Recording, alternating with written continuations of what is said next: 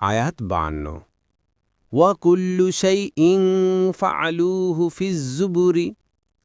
অনুবাদ, আর তারা যা করেছে সবকিছুই আছে আমলনামায়। আয়াত 53 ওয়া কুল্লু সগীরিন ওয়া কাবীরিন মুস্তাতরুন।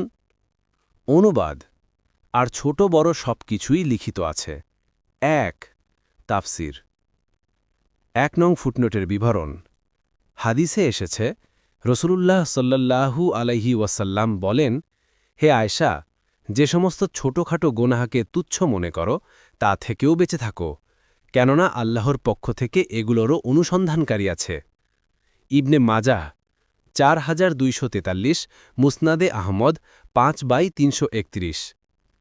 আয়াত 54 ইন্নাল মুত্তাকিনা ফি জান্নাতিন ওয়া নাহরিন।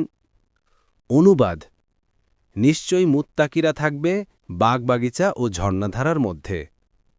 আয়াত 55 ফি মাকআদি সিদকিন ইনদা মালিকিম মুকতাদিরিন।